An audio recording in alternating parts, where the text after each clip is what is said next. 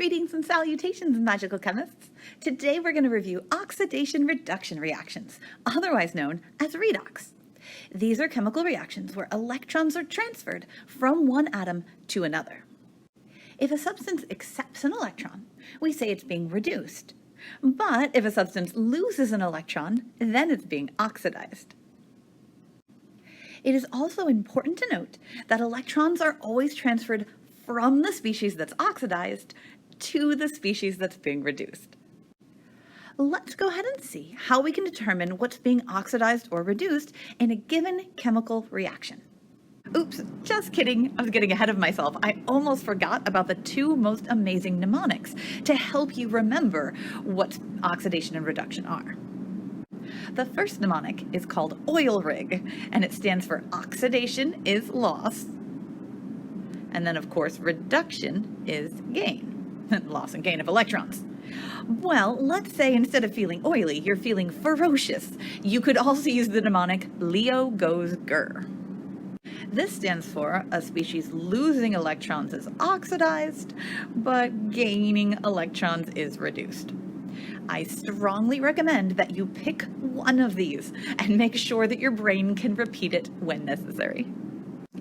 What's pretty interesting is that actually almost all reaction types, except double replacement, end up being redox reactions. However, that statement is not 100% true. Notice that almost at the beginning. So the only way to be completely certain if a reaction is redox is to see if any species has gained or lost electrons.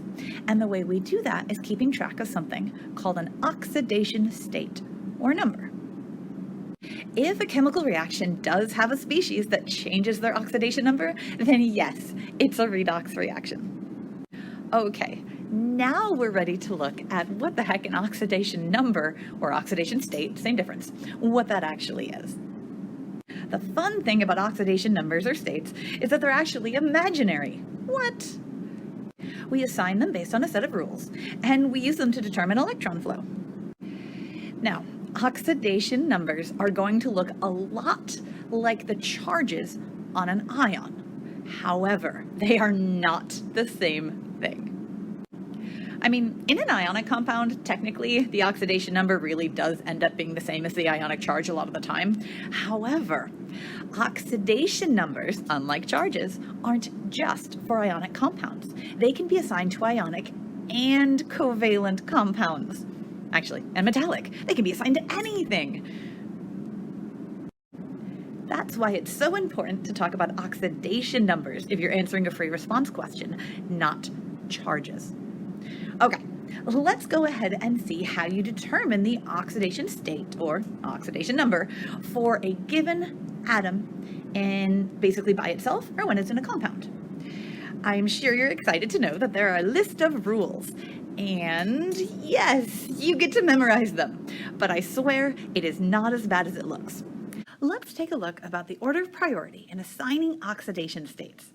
This may not look exactly the same as it did when you learned it in advanced chemistry. I've reformatted it a little bit, but the idea is basically the same.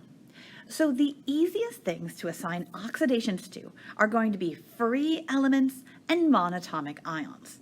So first, let's check out free elements. What the heck does that mean? Well, they're free of charge, that is. And they're an element because they're just one element from the periodic table all by themselves.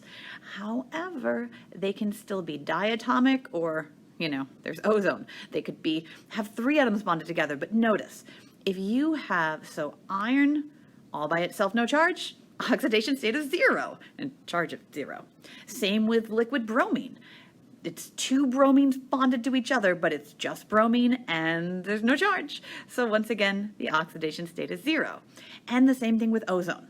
3 oxygen atoms bonded, but they are free. They are no charge. They're not hooked up with any other element. So once again, that would have an oxidation state of 0.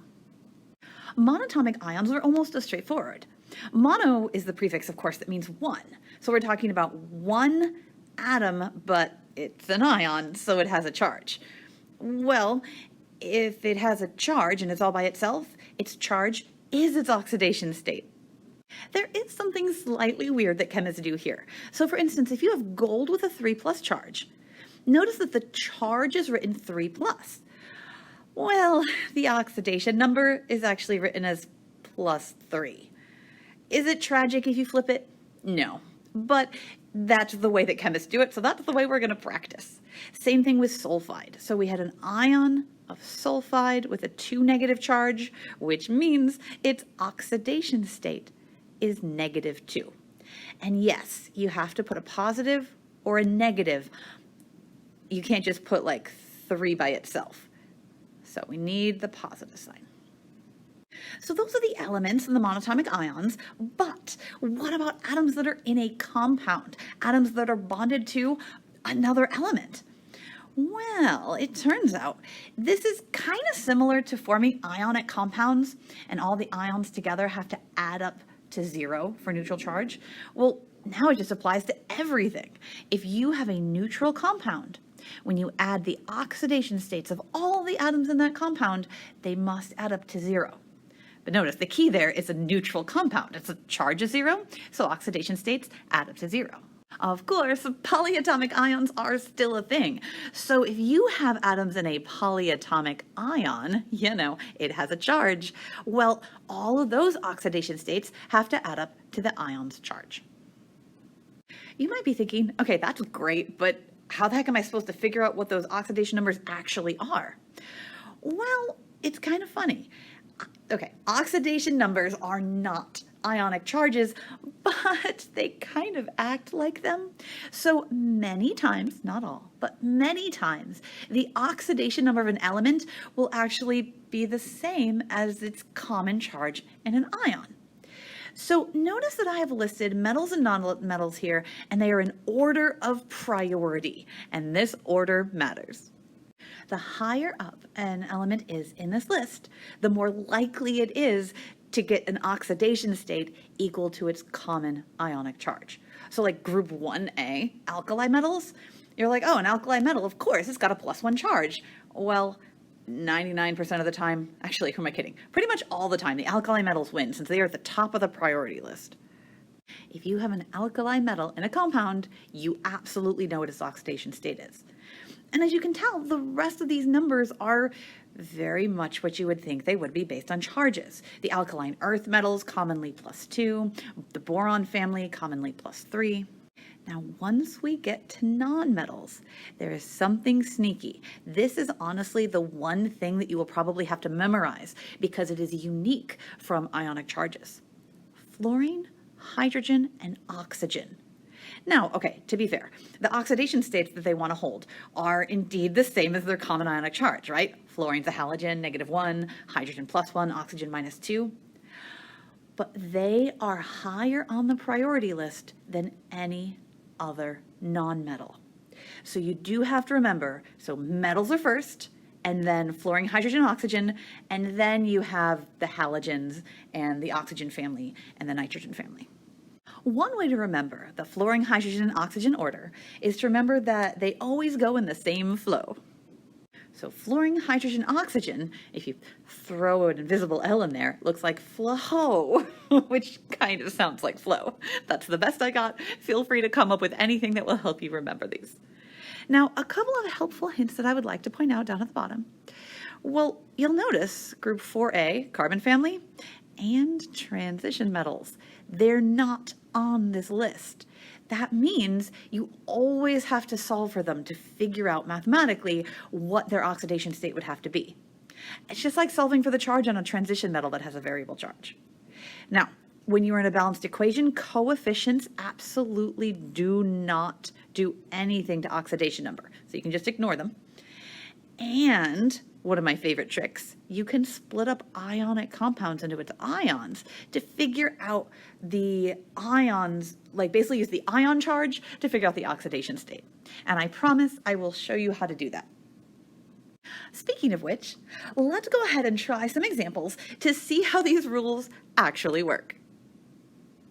Okay, looking at this very first example, Na+. I realized there's a rule that's somehow missing from our rules because we talked about free elements, So notice over here, H2 is a free element by itself. It doesn't have a charge, so its oxidation state is 0.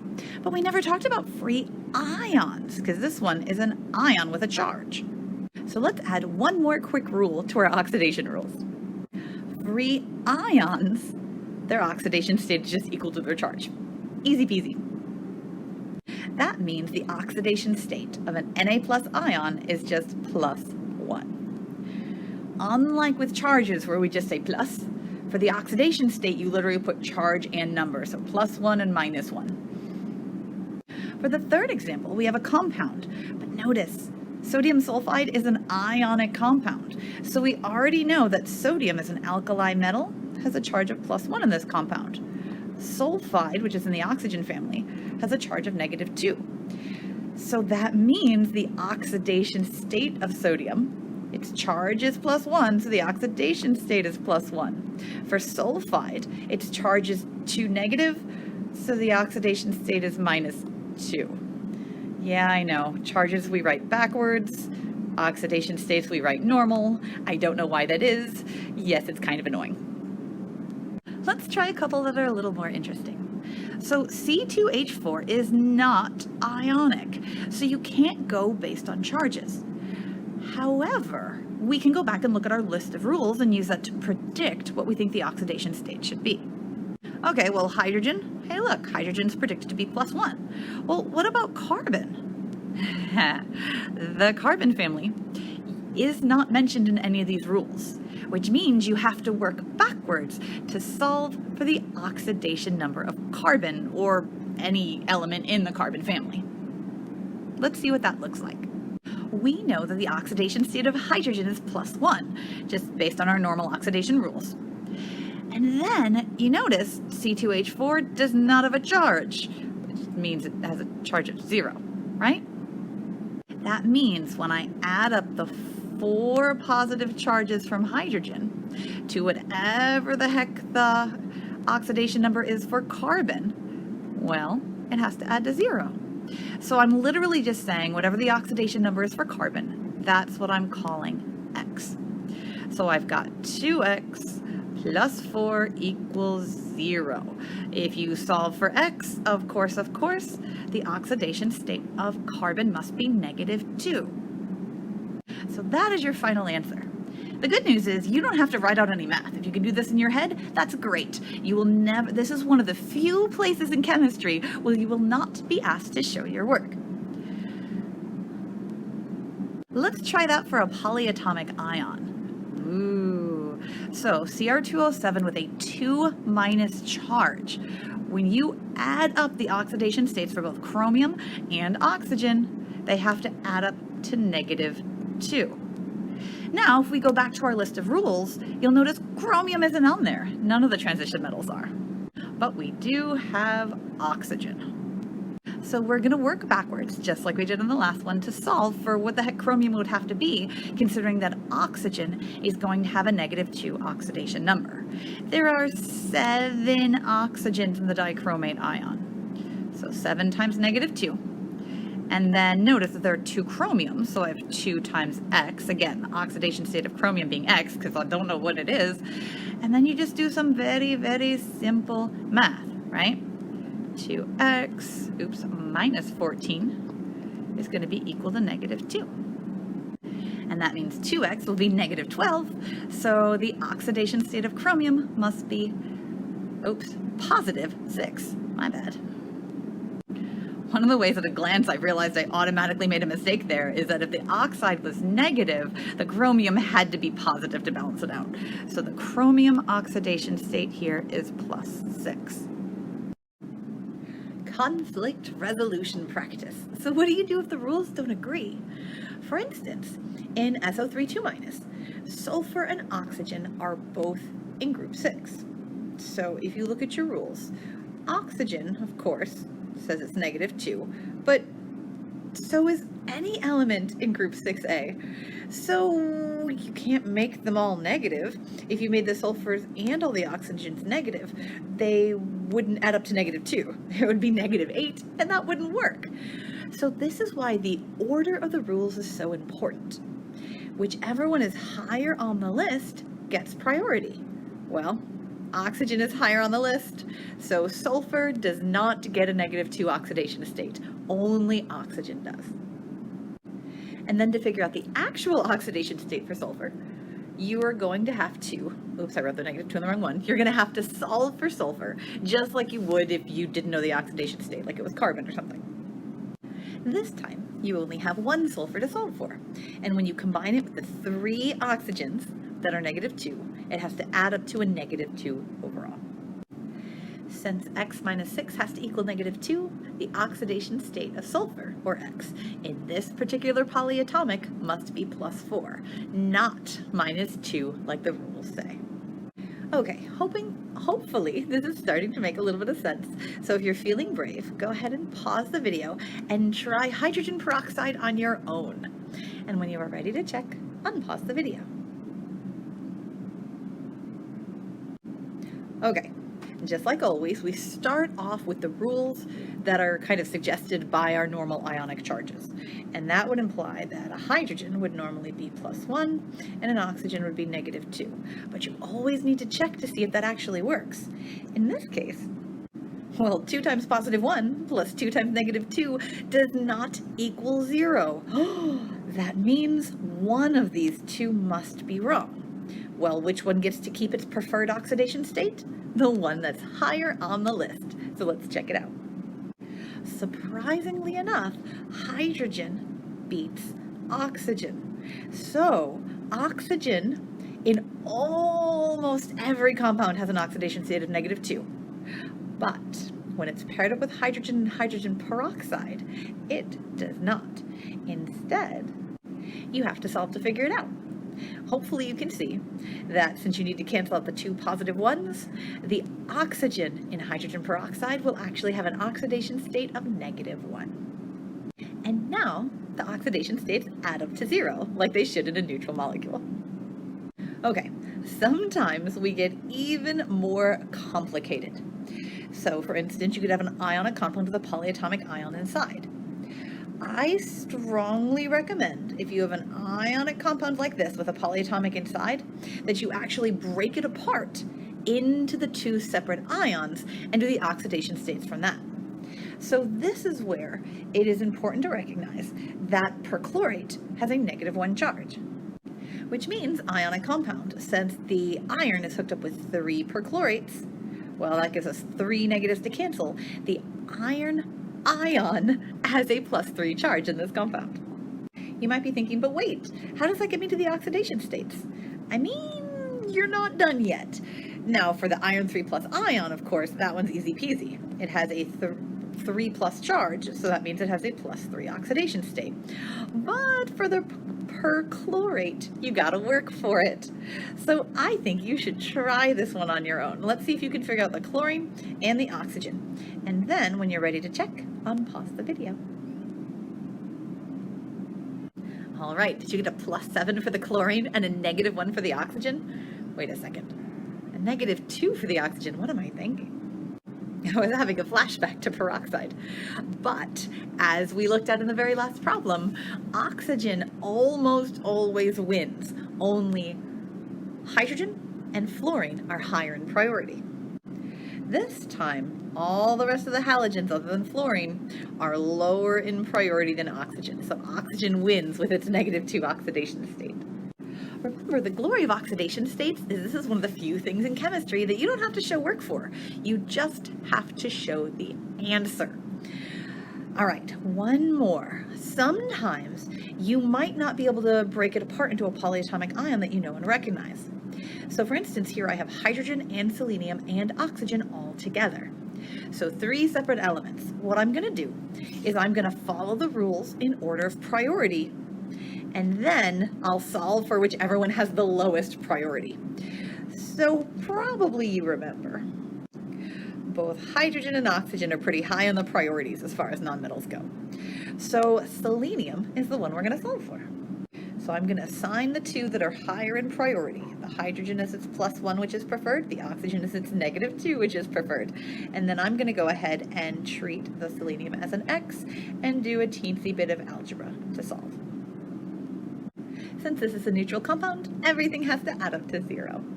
And that's how you can figure out that selenium has a +4 oxidation state here. And there you have it. That is as complicated as identifying oxidation states can get. So thank you for playing with the glories of chemistry.